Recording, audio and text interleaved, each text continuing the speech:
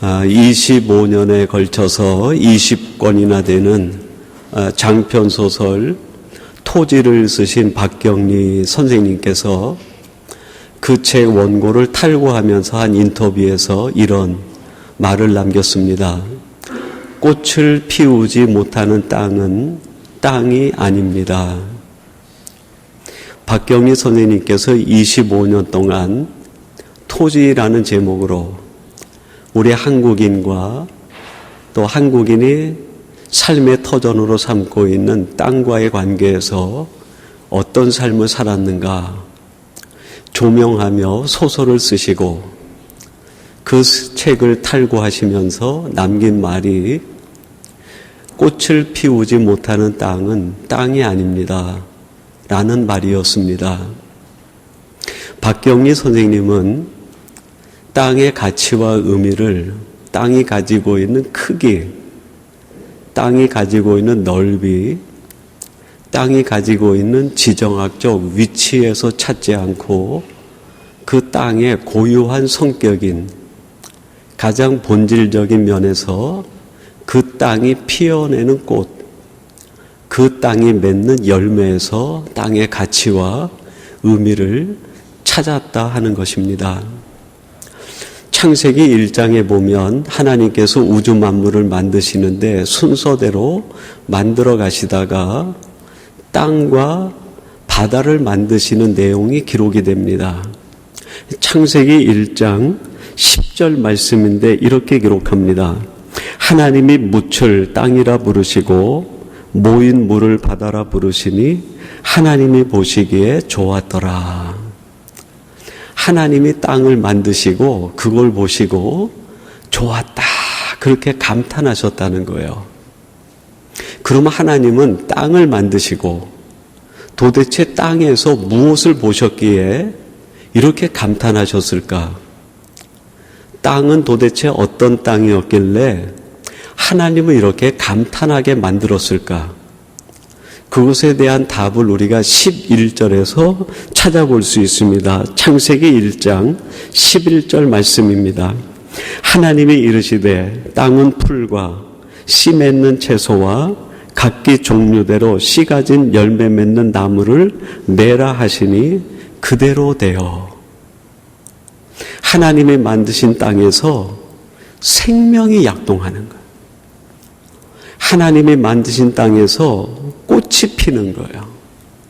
하나님이 만드신 땅에서 온갖 아름다운 열매가 나무마다 주렁주렁 달리는 걸 보신 거예요. 그걸 보시고 하나님이 좋았다. 하나님이 땅을 만드신 이유는 창세기 1장 10절과 11절 말씀에 의하면 한 가지입니다. 그 땅에서 생명이 약동되는 것을 보기 위함이었어요. 땅을 만드신 이유는 그 땅에 꽃이 가득하기를 하나님이 보시기 원했다는 겁니다. 하나님이 땅을 만드신 이유는 그 땅 가득 열매가 맺히기를 기대하시고 원하셨다는 거예요. 그걸 보시고 하나님이 참 좋다 감탄하셨다는 거예요. 그런데 그 땅이 어떻게 됐습니까? 인간의 죄로 인해서 생명을 피워내야 될 땅이 죽음에 오염되어지고 꽃을 피워야 되는 그 땅에서 꽃이 아니라 가시 엉겅퀴가 나기 시작하고 열매가 맺혀야 되는 그 땅이 사막화되고 황폐화되고 만 거예요. 하나님께서는 땅을 만드신 뒤에 우리 사람을 만드셨어요. 사람을 만드시는데 다른 재료도 있을 텐데 그 땅을 소재로 해서 땅의 속성을 가지고 사람을 만드신 거예요. 사람을 만든 재료는 땅, 흙, 아다마입니다. 그 소재로 우리를 만드시고 이름을 붙여주시는데 아담, 너는 흙이야, 땅이야. 그 이름을 지어주신 거예요. 창세기 1장 10절 11절에서 하나님이 땅을 만드시고 거기에서 생명이 약동되고 꽃이 피고 열매가 맺는 것을 보고 싶어 하신 것처럼 하나님은 똑같은 마음으로 우리 인간을 지으실 때 땅의 속성을 가지고 있는 땅으로 우리를 지으시고 우리 속에서 생명이 약동되는 걸 하나님이 기대하셨다. 우리의 인생을 통해서 말씀의 꽃이 피는 것을 하나님이 기대하셨다. 우리의 인생 가득 신앙의 열매가 맺히는 것을 하나님이 원하셔서 땅의 속성으로 우리를 지으셨다는. 그런데 죄로 인해서 땅의 목적과 가치가 변질되기 시작합니다. 그것이 우리가 살아가는 인간 역사 아닙니까? 16세기부터 18세기를 지내면서 세계 역사는 제국주의 시대와 산업혁명 시대를 거쳐서 오늘에 이르게 됩니다. 제국주의와 산업혁명 시대를 지내면서 땅은 가장 그 가치와 의미가 변질되어집니다.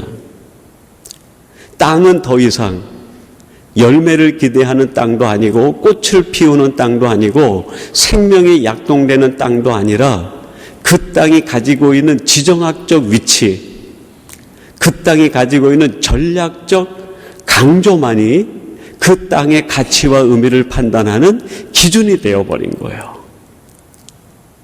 그래서 강력한 강대국들은 땅들을 차지해서 그 땅에다가 세계 정복을 위한 자기 야욕 성취를 위한 기지를 세워가기 시작합니다.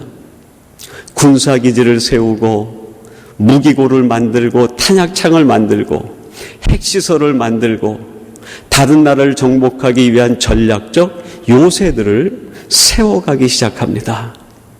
땅의 비참한 변질이죠. 열매를 맺어야 할 땅에 무기고가 들어가는, 꽃을 피워야 될 그 땅 속에 핵시설이 들어가는, 생명이 약동돼야 되는 그 땅에 타인을 죽이고 정복하기 위한 전략적 요새들이 세워지기 시작합니다. 여러분, 이것을 우리에게 적용하면 어떻게 될까요? 하나님이 우리를 땅의 속성으로 만드신 것은 우리 안에 생명이 약동되고 말씀의 꽃이 피고 신앙의 열매가 맺히기 위한 것이 하나님이 우리를 땅의 속성으로 지으신 하나님의 뜻이요 아버지의 마음인데, 그렇게 지어진 우리들 내면에 지금 가득 차 있는 것은 무엇입니까? 여러분, 지금 내 마음이 혹시 군사기지로 바뀌어가고 있는 것은 아닙니까? 혹시 내 마음이 탄약창고로 바뀌어가고 있지는 않습니까? 혹시 내 마음이 지금 무기고로 바뀌어가고 있지는 않습니까? 혹시 내 마음이 그 누군가를 정복하기 위한, 내 욕심을 채우기 위한 전략적 요새로 바뀌어가고 있는 것은 아닙니까? 여러분, 조용히 자문해 보세요. 정말 내 속에 생명이 약동되고 있는가? 아니면 군사기지로 바뀌어가고 있는가? 내 안에 말씀의 꽃이 피고 있는가? 아니면 무기고로 바뀌어가고 있는 것은 아닌가? 내 안에 생명의 하나님이 주시는 신앙의 열매가 주렁주렁 맺혀 있는가? 아니면 내 욕심을 채우기 위해서, 내 야욕을 이루기 위해서 전략적 요새로 내 인생을 바꿔가고 있는 것은 아닌가? 여러분, 이 세상이 역사가 보여주는 게 뭡니까? 그 땅의 본질의 의미를 잃어버리고 군사기지가 되고 핵시설이 들어가고 무기고 탄약 창고가 되고 전략적 요새가 될 때 세상은 황폐화되고 말았습니다. 사막화되고 만 거예요. 본질이 변하면 내 인생이 사막화가 됩니다. 본질을 잃어버리면 내 인생이 황폐해지는 거예요. 이것을 더 이상 두고 볼 수 없었던 하나님께서 예수님을 세상에 보내셔서 이거를 지적하시고 비유로 말씀하시는 것이 오늘 우리가 묵상하게 되는 씨 뿌리는 자의 비유의 말씀입니다. 하나님이 주신 생명과 꽃을 잃어버리고 열매를 잃어버린 채 자신의 마음을 군사기지 삼고 자신의 마음에 무기고와 탄약창을 지어놓고 자기 욕심 성취를 위한 전략적 요새를 세워 사막화되고 황폐화된 우리들에게 되돌릴 수 있는 기회를 주시기 위해서 비유로 주신 말씀이 오늘 말씀 아닙니까? 오늘 우리가 함께 읽은 말씀 가운데 맨 마지막 8절 9절은 이렇게 우리에게 말씀을 들려주십니다. 더러는 좋은 땅에 떨어짐에 어떤 것은 100배, 어떤 것은 60배, 어떤 것은 30배의 결실을 하였느니라. 귀 있는 자는 들을지니라. 어떤 땅은 100배, 60배, 30배 열매를 맺었다는 것을 비교하라는 게 아니에요. 무슨 뜻입니까? 본질로 돌아가라. 하나님이 처음 땅을 만드셨을 때 그 땅을 바라보시고 하나님이 좋다 하셨던 그때로 돌아가라는 거예요. 우리에게 적용하면 어떻게 되겠어요? 우리의 인생에게 돌아가라 말씀합니다. 내 안에 내가 내 욕심과 야욕을 채우기 위해서 세워놓은 전략적 요새를 무너뜨리라는 거예요. 내 안에 세워져 있는 탄약창 이제는 제거해버리라는 겁니다. 내 안에 있는 핵시설, 내 안에 있는 무기고 이제는 폭파시켜버리라는 거예요. 내 안에 세워져 있는 군사기지 이제는 철수시키라는 겁니다. 본질로 돌아가라. 누구의 말씀입니까? 요한복음 15장 1절에 보면 주님이 아버지 하나님을 농부라고 말씀하셨어요. 나는 포도나무여 내 아버지는 농부시라. 우리가 믿는 하나님 그분은 우리 인생 마음밭에만 관심이 있어요. 농부의 최대 관심은 열매를 맺게 되는 땅에 있습니다. 농부이신 아버님이 지금 우리의 마음을 바라보시고 내 땅을 기경하라. 내가 원하던 처음 창조적 그 땅으로 돌아가라. 내가 너에게 원하는 생명이 약동하고 내 심령에 신앙의 꽃이 피고 내 마음에 아름다운 열매가 맺히는 그 땅을 보고 싶다 말씀하시는 거 아닙니까? 그러기 위해선 여러분 내 안에 무수히 세워져 있는 군사기지들을 폭파시켜야 됩니다. 내 안에 나를 지키기 위해서 내가 만들어 놓은 핵시설, 언제 나를 죽일지 모르는 그 핵시설을 내가 스스로 폐기 처분시켜야 돼요.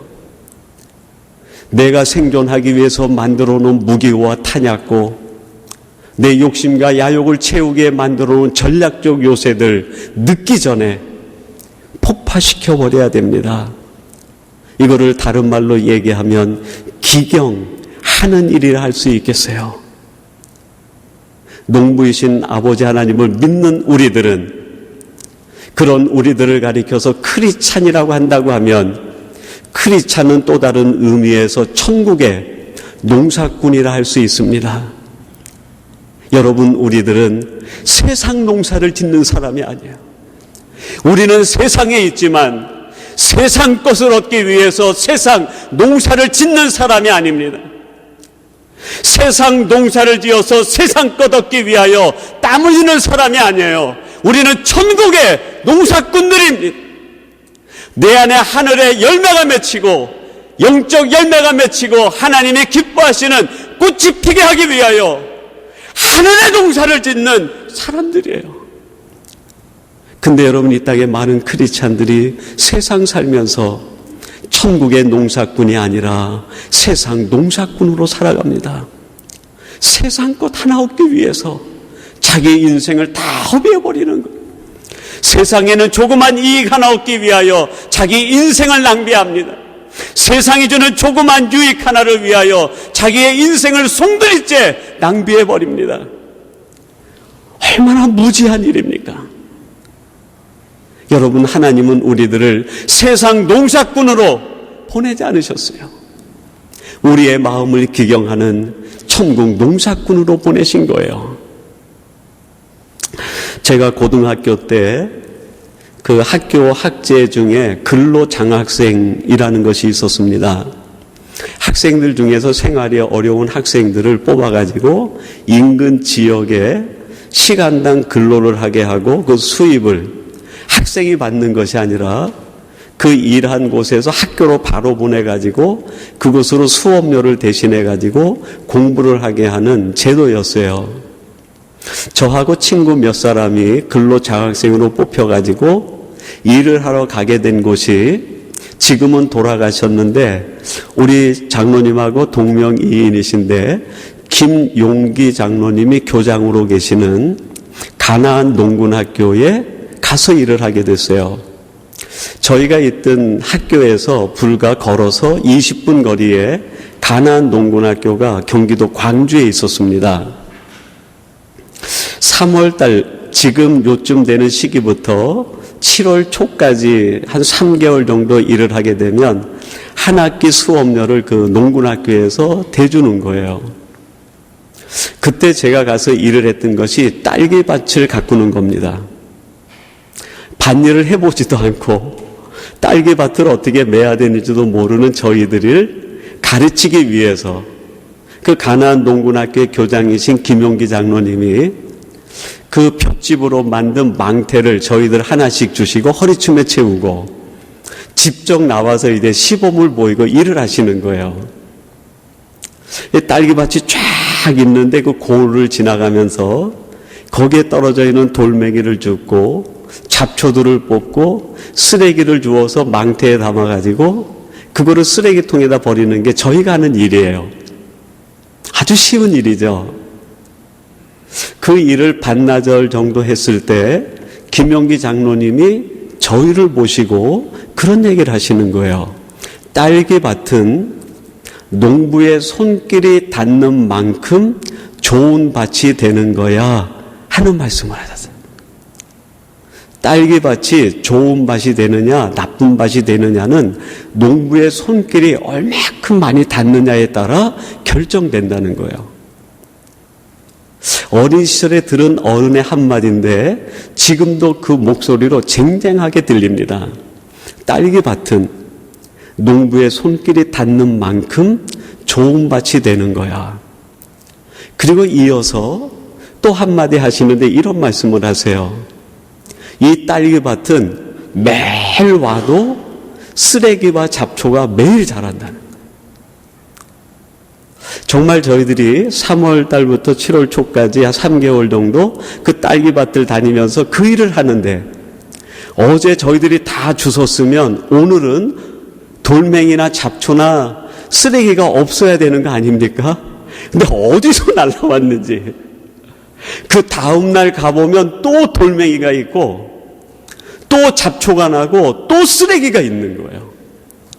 정말 신기했어요. 오늘 주웠으면 내일은 깨끗해야 되는 거 아닙니까? 어제 주웠으면 오늘은 돌멩이 하나 없어야 되는 거 아닙니까? 근데 매일 가서 줍는데 매일 돌멩이가 나오는 거예요. 매일 쓰레기가 어디서 날라오는지 날라오고 잡초가 왜 이렇게 빨리 자라는지 딸기 숲을 속속에 잡초들이 들어가 있는 거예요. 여러분, 땅을 기경한다는 것 무슨 의미입니까? 농부의 마음으로 아버지 하나님께서 우리의 마음을 들여다보시고 우리 속에 자라는 돌멩이와 잡초들을 제거하고 뽑아내는 일 아닙니까? 예레미야 18장 4절은 이런 말씀을 합니다. 진흙으로 만든 그릇이 토기장이 손에서 터지매 그가 그것으로 자기 의견에 좋은 대로 다른 그릇을 만들더라. 토기장이가 그릇을 만드는데 좋은 그릇이 만들어지는데 어떻게 만들어지는가? 토기장이의 손길이 계속 닿아 있을 때 마침내 그 그릇이 좋은 그릇으로 만들어진다는 거예요. 토기장의 손길이 얼마만큼 많이 닿았느냐가 좋은 그릇을 결정하고 만들어낸다는 거예요. 예수를 믿고 하나님의 자녀와 백성된 우리들이 하나님의 자녀와 백성 차원에 머물지 않고 좋은 크리스찬, 하나님을 기쁘시게 하는 크리스찬, 하나님이 찾으실 때 쓰일 만한 크리스찬이 되는 데에는 하나님의 수많은 손길이, 하나님의 끊임없는 손길이 우리를 만지시고 다듬으시고 우리를 깨뜨리시고 다시 빚는 과정이 반복돼야 된다는 거예요. 그럴 때 비로소 우리가 하나님이 기뻐하시는 좋은 크리스찬이 된다는 거예요. 천국의 농사꾼은 자기를 기경하는 사람이에요. 그러면 우리들이 무엇을 기경하고 우리 안에 있는 무엇을 뽑아내고 제거해야 될까요? 오늘 씨 뿌리는 비유에 보면은 좋은 땅이 되기 위해서 좋은 땅이 되지 못한 세 가지의 특징의 밭을 얘기합니다. 첫째가 길가밭, 두 번째가 돌짝밭, 세 번째가 가시 떨기밭이에요. 그것을 뽑아내고 제거하고 정리해야 좋은 밭, 좋은 땅이 된다는 거예요. 첫 번째, 여러분, 길가밭은 무엇을 의미합니까? 딱딱하게 굳어진 밭을 의미합니다. 여러분, 도대체 우리의 마음을 딱딱하게 굳어지게 만드는 것은 무엇일까요? 적당히 넘어간 죄를 지었는데 그 죄가 슬그머니 덮어지고 넘어갔어요. 그 적당히 넘어간 죄가 반복되면 반복될수록 우리의 마음이 딱딱하게 굳어집니다. 사무엘서에 보면은 다윗이 그 이스라엘 전체를 통일시킨 다음에 지금 블레셋 군과 싸움, 전쟁이 벌어지는데 수하 장수를 보내놓고 자기는 왕궁에서 쉬고 있는 거예요. 저녁 서늘한 바람이 불 때 왕궁 옥상 꼭대기에 있다가 건너편 옥상을 바라보는데 거기에 한 여인이 목욕하고 있는 게 보였어요. 십계명에 보면은 내 이웃집의 아내나 내 이웃집의 재물을 탐내지 말라라고 규명해 놓았습니다. 다윗이 건너편을 바라보고 목욕하는 여인을 보았을 때 다윗 마음속에 탐심이 생긴 거예요. 그때 멈춰야 되는 거죠. 사람이 그걸 보고 좋다라고 할 수 있고 탐심을 가질 수 있어요. 그러나 얼른 십계명의 말씀을 생각을 해서 성군인 다윗이라고 하면 그때 멈춰야 됐습니다. 근데 그 탐심이 슬그머니 넘어가요. 내려와서 자기 신하를 부릅니다. 신하를 부르고 그 여인이 누군지 알아오라. 탐심에서 슬그머니 넘어가니까 그 여인이 누군지 궁금해졌어요. 지금 전쟁터에서 나오 싸고 있는 우리야 햇사람의 아내 밧세바입니다. 그 순간에 멈춰야죠. 탐심이 생겨서 주체하지 못하고 그 여인의 정체까지 알았다고 하면 그 순간 자기의 마음이 얼마나 탐심에 깊이 빠져들어가는가를 깨닫고 멈춰야 마땅했습니다. 근데 여러분, 사탄은 집요하게 다윗에게 그 죄를 슬그머니 넘어가게 합니다. 여러분, 내가 분명히 하나님 앞에 잘못하는 걸 알며 내가 지금 이것이 하나님 앞에 옳지 않다고 여기면서도 슬그머니 넘어갈 때 여러분, 그건 은혜가 아닙니다. 그거는 사탄의 전략이고 치명적인 내 마음이 죽는 지름길로 들어가는 길이에요. 자기 신하를 불러서 그 여인을 왕궁으로 데려옵니다. 데려오자마자 침실로 가지는 않았을 거예요. 적당히 식사를 하든지 차라도 마시지 않았겠어요. 그때 멈춰야죠. 식사만 하고 잘 대접해서 보내야죠. 결국 침실까지 끌고 들어갑니다. 적당히 넘어가는 게 은혜가 아니에요. 계속 넘어가서 어떻게 됩니까? 우리아를 전쟁터에 보내서 자기 죄를 합리화시키려고 하다가 그게 안 되니까 최전선에 보내서 우리아를 죽게 만듭니다. 근데 여러분, 얼마나 무섭습니까? 마지막엔 우리아를 죽이는 살인죄를 범했는데도 마음에 감각이 없어요. 마음에 감각이 감각이 없어요. 왜 그랬을까요? 적당히 넘어가는 죄가 반복되고 반복되면 마음이 딱딱하게 굳어지는 거예요. 여러분 신앙생활을 할 때 적당히 넘어가는 거 얼마나 무서운 사탄의 전략인지 모릅니다. 하나님 앞에 예배하는 거 적당히 한 번 넘기면 적당히 두 번, 세 번은 더 쉽게 넘길 수 있어요. 하나님 앞에 기도하는 일 적당히 미루면 적당히 수번, 세 번 더 미룰 수 있습니다. 하나님 앞에 우리들이 행하는 일상생활 속에서 매일 내가 각성되고 적용하고 말씀을 따라 내가 지적받지 않으면 우리의 마음이 얼마나 강팍해지고 우리의 마음이 얼마나 굳어지고 우리의 마음이 얼마나 딱딱하게 죽어가는지 몰라요. 왜 마음이 굳어집니까? 적당히 죄를 넘기기 때문에 그래요. 기경한다는 게 뭡니까? 조그만 죄라도 하나님 앞에 가슴을 찢으며 통곡하고 회개하는 거예요. 하나님, 제가 너무나 연약합니다. 제가 이런 실수 반복하지 않으려고 했는데 또 반복했습니다. 내게 생각나게 하실 때마다, 깨닫게 하실 때마다 그 자리에 무릎을 꿇고 하나님 앞에 기도하는 거예요. 두 번째 우리들이 기경해야 되는 게 있는데 그게 뭘까요? 돌짝밭이에요. 여러분, 우리 마음에 돌들이 들어올 때가 있어요. 언제 돌이 들어올까요? 도대체 내 마음에 돌로 박히는 것은 무엇이 내 마음에 돌로 박히게 될까요? 내가 가지고 있는 이것을 성취해야 되겠다고는 기준을 세울 때, 내가 성취해야 되겠다는 기준을 세울 때 그 성취의 기준에 미치지 못하는, 따라오지 못하는 사람들이 전부 내 마음에 돌로 박힙니다. 내가 이루어야지 하고 기준을 세울 때 그 기준을 해치는 것들, 그 기준을 가로막는 것들이, 상황들이 전부 내게 돌로 들어오게 됩니다.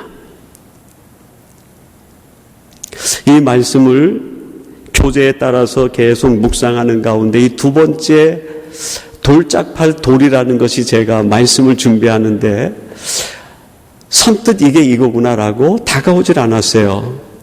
그래서 미국 총회에 가서도 계속 이 문제를 가지고 하나님 앞에 기도하고, 하나님, 돌멩이가 뭘까요?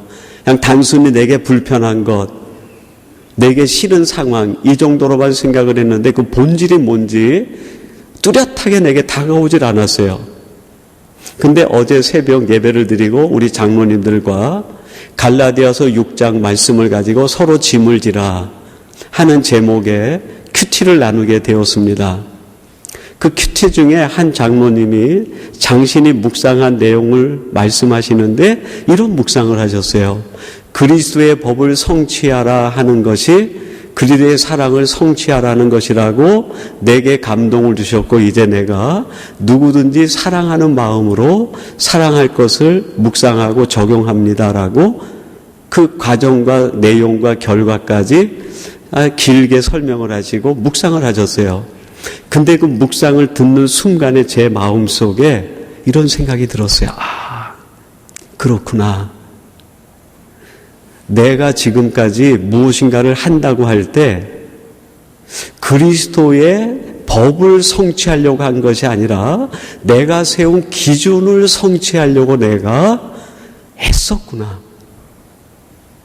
그리스도의 법을 성취하려고 할 때에는 이 일을 이루시는 분은 내가 아니라 주님인 걸 믿고 하나님이 하시는 걸 믿고 하나님께 맡길 때 자유함이 있는데, 내가 기준을 세워놓고 내가 성취하려고 했구나 하는 내 마음에 지적을 주시는 거예요. 그러면서 내게 한 가지 생각나게 하신 게 있는데 이런 겁니다. 작년 10월부터 저희가, 우리 교회가 이제 2019년부터 예배와 말씀 중심의 큐티로 주일날 하기로 결정을 하고 장로님들과 교육자들과 함께 계속 기도하고 준비할 때 우리 교육자들이 가장 포커스에 둔 것이 있는데 그게 뭐냐면 목장의 목자들이었어요. 어떤 목자가 그 목장을 이끄느냐에 따라 목장의 존폐 여부가 갈라지고 그 목장이 살아날 수도 있고 죽을 수도 있다는 정말 그 많은 큐티 모임의 그 상황과 현실을 보면서 목자에 대한 훈련과 관심과 목자에 대한 기대가 얼마나 컸는지 몰라요. 그래서 11월에 목회 비전을 나눈 뒤에 12월 들어서부터 3개월 되기까지 목자들을 어마어마하게 집중적으로 교육을 했어요. 모든 목사님들이 돌아가면서 같이 교육을 하고 목자가 살아야 됩니다. 목자가 먼저 솔선수범하고 목자가 생명입니다. 계속 강조를 한 거예요. 그리고 목장으로 들어갔는데 그 목장 모임을 이끌어가는 목자 가운데 일부 목자가 마을장과 목자가 토요 새벽 이후에 함께 나눔을 해야 되는데 그 자리에 나오질 않는 거예요. 목자가 교육 현장에 나오지 않는데 그 목자가 목장에 들어가서 무엇을 가르치겠어요? 그 목자가 목장에 들어가서 무엇을 목원들과 함께 나눌 수 있겠어요? 내가 먼저 훈련받지 않았는데 목장에 들어가서 목원들에게 무슨 얘기를 하겠습니까? 자기 신변 잡다한 얘기, 내가 느낀 얘기, 그것밖에 할 게 무엇이 있겠어요? 이게 마음에 느껴지니까 내 마음에 분노가 일어나는 거예요. 하나님 이룰 수는 없지 않습니까? 우리가 기도하고 준비했는데 목자가 얼마나 중요한데 훈련받는 자리에 나오지 않고 문자로만 목장에서 목원들과 무슨 얘기를 나누는지도 모르겠고 지금 이 과에서 핵심이 뭔지 우리에게 주시는 메시지가 뭔지 그것도 정확하게 함께 나누지 않은 상태에서 목장에 들어가서 목원들과 무슨 얘기를 나누겠어요? 정말 눈물이 흘렀어요. 한 주 지켜보고 또 한 주 지켜보고 또 지켜보다가 제 마음속에 이런 생각이 들었어요. 안 된다. 이제 더 이상 참을 수 없다. 당사자에게 얘기하고 목자를 갈아야 되는 거 아닌가. 거의 제 마음에 이런 굳은 마음이 생기기 시작했어요. 목자를 갈아야 되겠다. 목원을 살리기 위해선 다른 방법이 없다. 근데 어제 토요 새벽 예배 때 그리스도의 법을 성취하라 하는 말씀을 묵상하는 장로님의 그 묵상이 저를 회개하게 만든 거예요. 목장은 이기성의 목장이 아니라 그리스도의 목장이다. 여러분, 우리 삼성교회는 우리들의 교회가 아니라 하나님의 교회예요. 우리가 기준을 세우는 것이 아니라 하나님이 설계하시고 하나님이 기준을 세우시고 하나님이 관리하시고 하나님이 통치하시는 교회입니다. 목사인 제가 주인이 아니라 장로 당회가 주인이 아니라 안수집사 권사가 주인이 아니라 우리는 모두가 주님께서 관리하시는 하나님의 교회에 양육받는 자들이에요. 어제 제게 깨닫게 하신 게 그거였습니다. 기성아, 이 교회는 네 교회가 아니야. 마을은 네 마을이 아니야. 목장은 내 목장이 아니야. 그 목자가 어떻게 하든 관계없이 내가 그 목장을 책임질 거야. 확신을 주시는 거예요. 그 목원들은 그 목자가 책임지는 게 아니라 내가 책임질 거야. 여러분의 인생은 이기성이 책임지는 게 아닙니다. 여러분의 인생은 장로님들이 책임지는 게 아닙니다.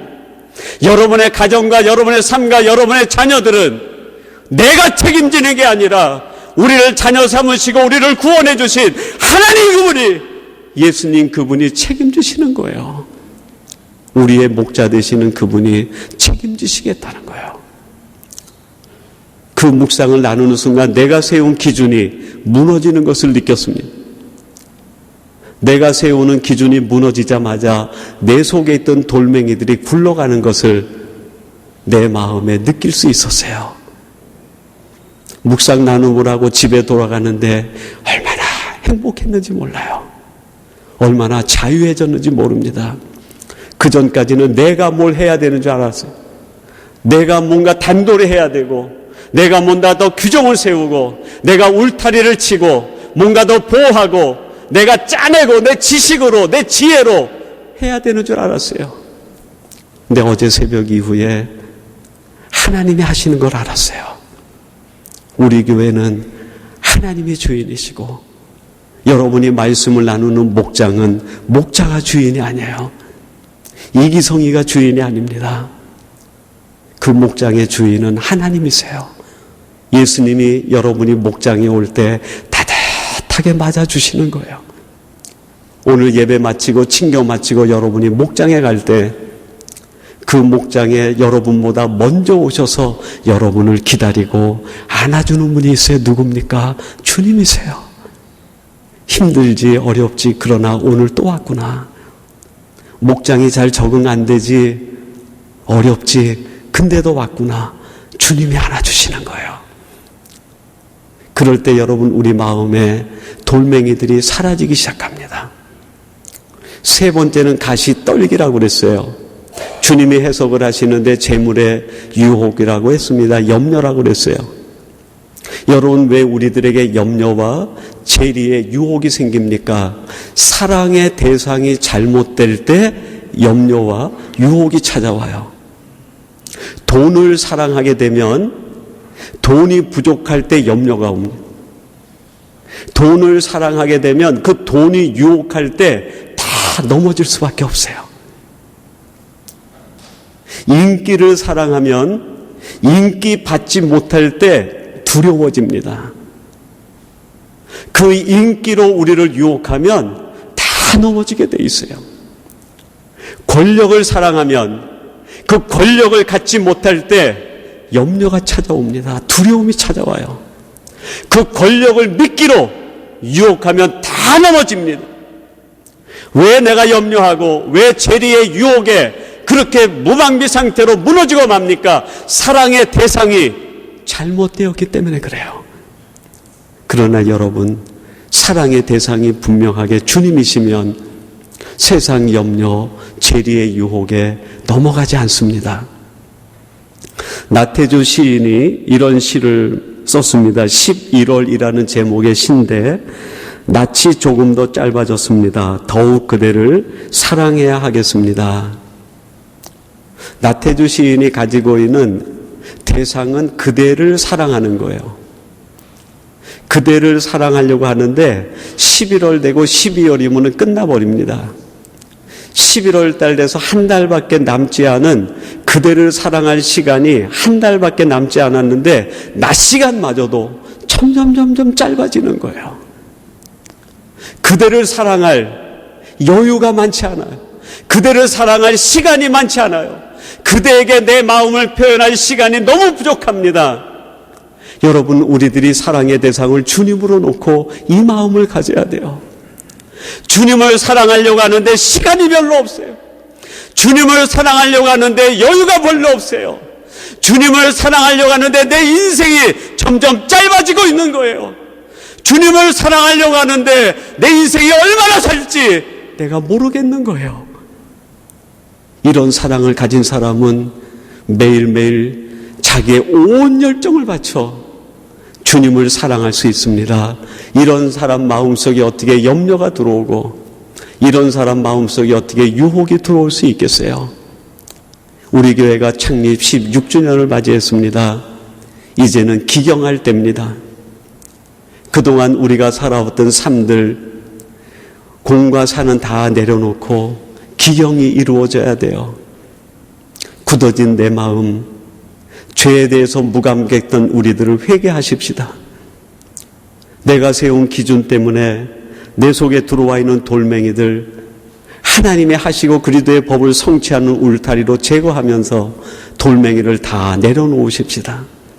무엇보다도 여러분 우리가 주님을 사랑할 날이 그렇게 많이 남지 않았어요. 주님을 사랑하고 하나님을 사랑할 날이 그렇게 많지 않아요. 우리는 11월 짧은 낮, 12월 마지막 순간을 살아가고 있습니다. 사랑의 대상을 분명히 해서 바른 사랑을 고백할 때 하나님께서는 우리 교회에 천군 천사를 쳐서 보호하시고 여러분 한 사람 한 사람 능력으로 붙잡아 주실 줄로 믿습니다. 이 은혜를 누리는 성도들 되기를 주님의 이름으로 축원합니다. 기도하겠습니다. 하나님 아버지, 저희들이 살아가는 인생의 낯이 어느덧 11월, 낯이 점점 짧아지고 있습니다. 주님을 사랑할 수 있는 시간이 얼마 없습니다. 이것을 깨닫고 아버지 하나님, 우리의 남은 인생 이제 다른 데 시선 두지 않게 하시고 오직 주님을 사랑하며 주님께 마음을 드리게 하시고 우리의 인생을 쏟아붓는 저희들 되게 해 주시옵소서. 예수님의 이름으로 기도하옵나이다. 아멘.